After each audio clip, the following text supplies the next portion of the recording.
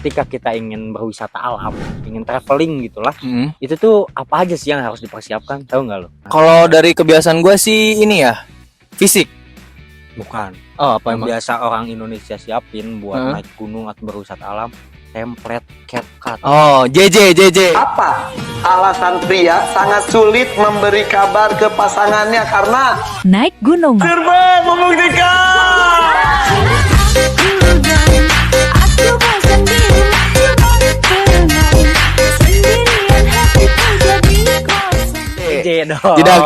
Jeduk. Karena tanpa persiapan yang matang, bisa jadi traveling kita tuh menjadi hal yang tidak diinginkan gitu. Malah jadi Yang bete ya. harusnya traveling tuh happy, ngeliat keindahan, tapi malah jadi bete gitu. Mm-mm. Mulai dari yang ringan-ringan, kayak misalnya kita ketinggalan kereta, ketinggalan pesawat. Ya, manajemen atau- waktu itu. Ya, manajemen waktunya. Atau kita salah booking tempat nginep gitu. Waduh. Sampai ke hal yang tidak diinginkan yang paling parah. Kayak misalnya Apa? kalau naik gunung tuh banyak kejadian hipotermia. Waduh, ya itu hipo. Sesat, sampai Pendaki FOMO.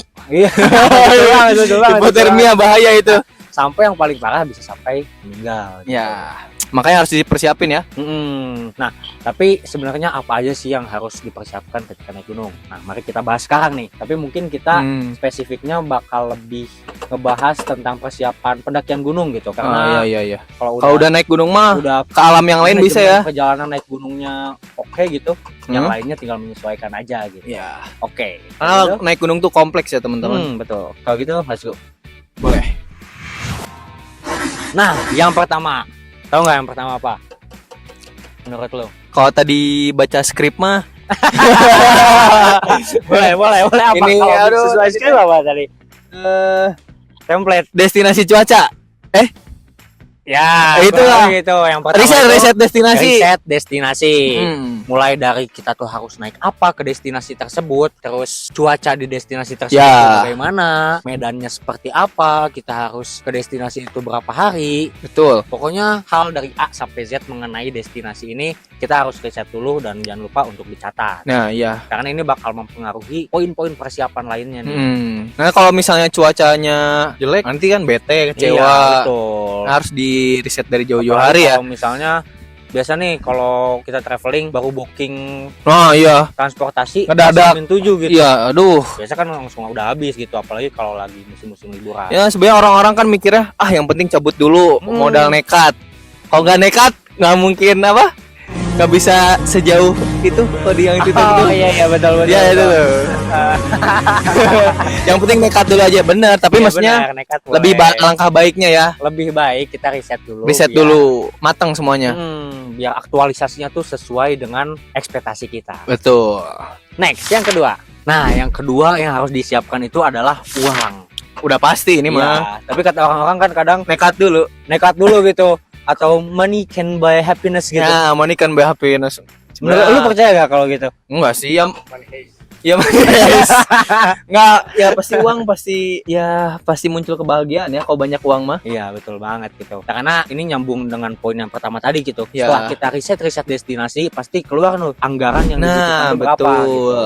Makanya yang kedua yang harus disiapkan ya udah pasti duit. Nah, yang ketiga yang harus disiapin adalah latihan fisik Nah, atau fisik fisiknya yang harus disiapin Ya. gitu. Udah pasti fisik mah. Udah pasti. Karena jangan sampai kita pengen traveling ke suatu destinasi, ujung-ujungnya kita ke rumah sakit gitu kan, nggak lucu kan. Nggak lucu ya. Yang niatnya kita traveling hiburan, healing malah iya kan malah sakit. Nah, makanya fisik juga harus dipersiapkan dengan cara ya latihan fisik. Dan fisik, Tapi betul. latihan fisiknya itu apa sih? Yang menyesuaikan dengan kegiatan yang ingin kita lakukan. Yang misalnya kalau latihan diving atau free dive gitu ya, pasti harus bisa berenang juga kan. Ya. Ya, bisa latihan dulu di kolam. Enggak sih katanya kalau free dive nggak harus bisa berenang. Gimana tuh? Ah, nah itu part-part nantilah, itu jelasin lagi ya. Oke. Di part nanti. Oke. Terus kayak misalnya pengen rock climbing ya bisa latihan dari rumah pull up. Ini apa? segala Pencengkeram, macam. cengkeram. Iya, latihan armsnya. Ah ya, ini arms. Bagus. Nah, yang keempat yaitu tau nggak apa? Contohnya nih kayak gini nih.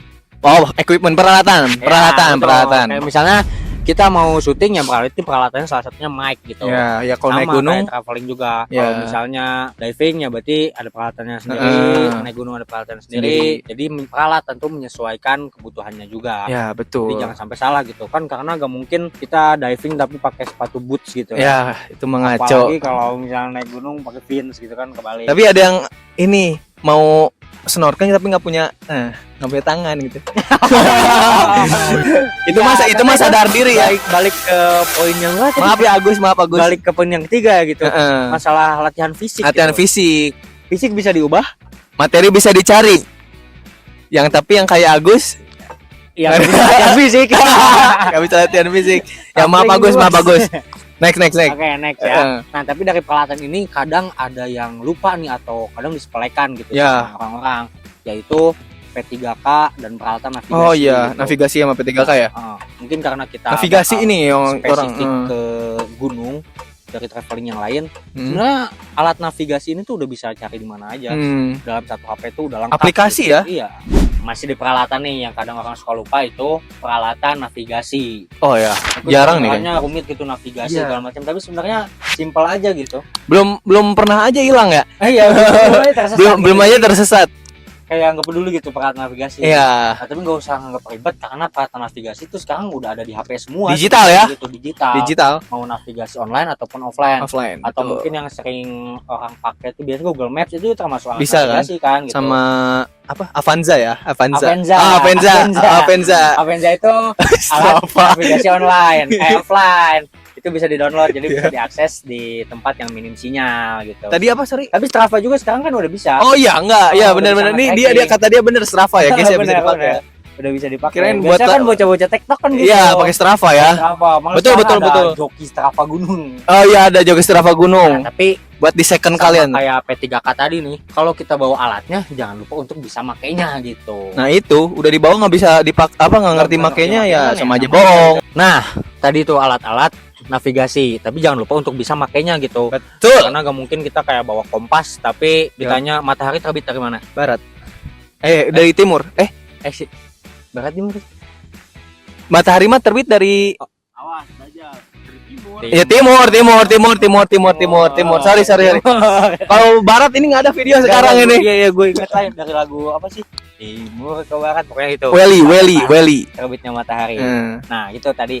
Kalau kita bicara tentang navigasi modern ya, alat-alat navigasi modern seperti Google Map, Avanza dan lain-lain, alangkah baiknya kita untuk bisa navigasi secara konvensional dulu gitu, yang enggak digital, kayak menggunakan peta, kompas, dan lain-lain. Kita harus bisa baca peta. Nah, itu belum ngerti gua tuh. Pakai kompas. Nanti mungkin kita bakal bikin videonya juga gitu. Ya, video terpisah.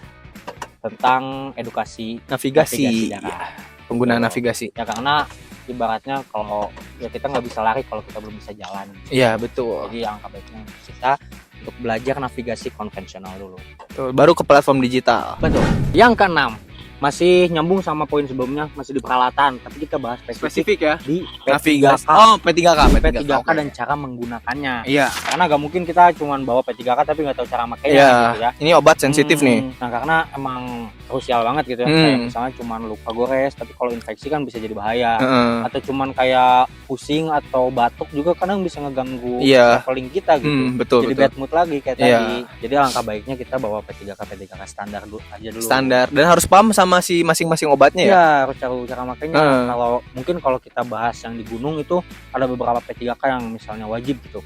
Kayak alat P3K untuk luka, misalnya betadine, kasa. Ya buat luka kering, luka basah juga iya kan? Luka kering, luka basah beda. Kalau di gunung itu kan emang dingin banget nih. Ya, lawan itu hipotermia itu banyak kan nyiapin emergency blanket.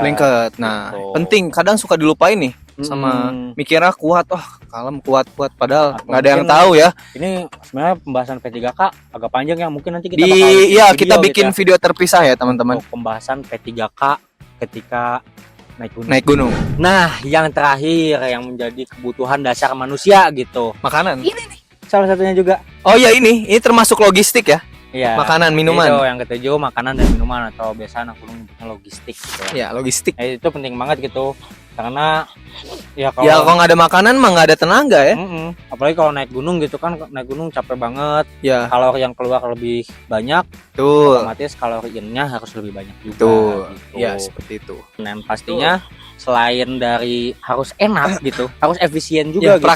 Praktis di bawahnya. Karena gak mungkin gitu kita bawa McD ke gunung gitu. Ya bisa aja sih. Cuman ya kayaknya keburu basi atau ya itu kan boykot.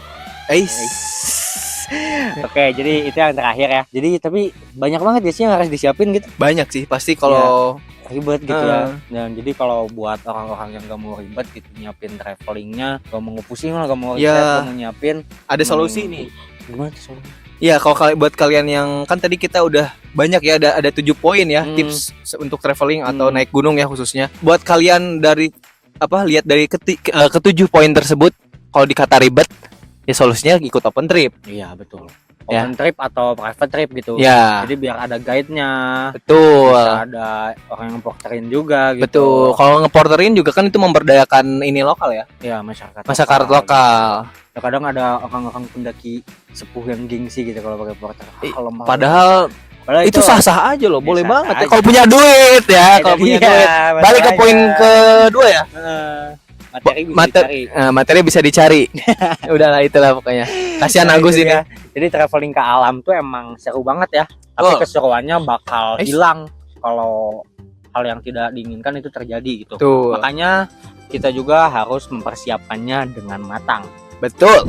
Jadi selalu utamakan persiapan dan keselamatan. Betul. Barangkali mulu. Jadi kalau kalian suka tips-tips seperti ini, tips-tips traveling, terutama naik gunung, jangan lupa like, share, dan subscribe ya teman-teman. Oke, itu saja dari kita. Stay safe dan salam lestari.